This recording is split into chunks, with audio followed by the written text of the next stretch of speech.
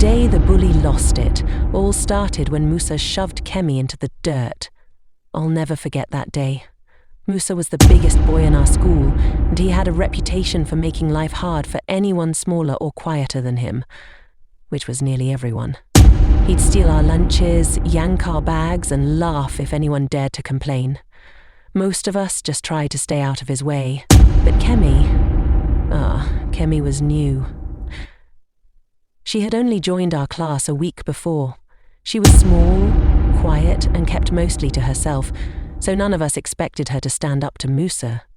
That morning, he had taken her book, waving it in the air and daring her to jump for it. When she didn't, he grinned, tore a page, and threw it to the ground. Kemi just stared at him, her face calm. "Pick it up," she said, her voice steady. Musa laughed. "Or what?" "You'll tell the teacher." "Pick it up," she repeated, this time louder. I was holding my breath. Everyone was. Nobody had ever talked to Musa like that.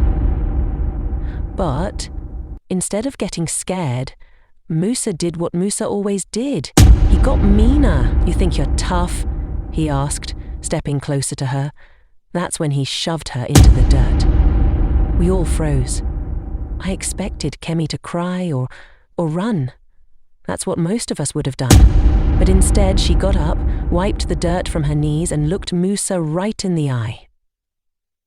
"Meet me after school," she said. There were gasps. Musa burst out laughing. "You want to fight me? You're not even half my size." "After school," Kemi said again, then walked away like it was no big deal. The whole school buzzed about the fight all day. By the time the last bell rang, everyone had gathered by the big baobab tree near the playground.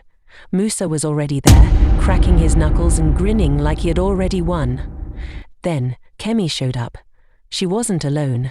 She had brought a skipping rope, and she wasn't holding it like a toy.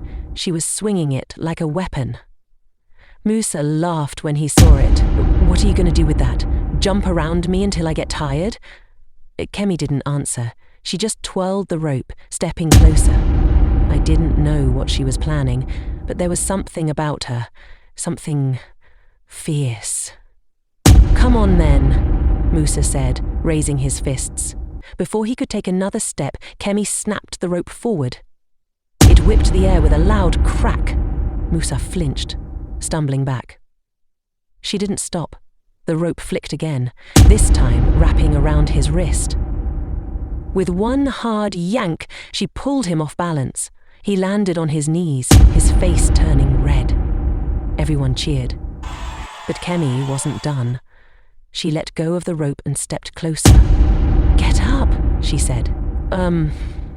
Are you scared of someone half your size?"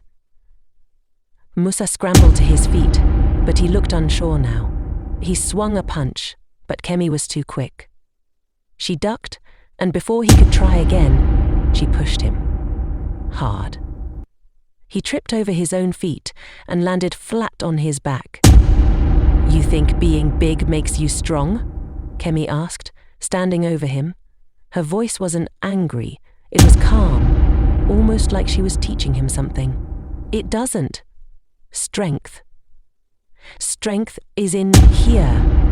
She tapped her head. "And here." She tapped her chest. Musa didn't say anything. He just lay there, staring up at her. A new beginning. The next day, Musa didn't come to school. Some said he was too embarrassed. Others said he was scared of Kemi. But when he finally showed up a few days later, something was different. He was quieter, less aggressive. He even apologized to Kemi. And Kemi? She didn't make a big deal out of it. She just nodded and went back to her work. From that day on, Musa stopped bullying people. He didn't become our best friend or anything, but he kept to himself and left us alone. As for Kemi, she became something of a legend. Whenever someone talked about standing up for themselves, they'd say, "Be brave, like Kemi." I still think about that day sometimes. about how one small, quiet girl changed everything. It taught me something important. Bravery doesn't come from being the biggest or the loudest. It comes from standing up for what's right, even when it's hard, and that's a lesson I'll never forget. Please subscribe.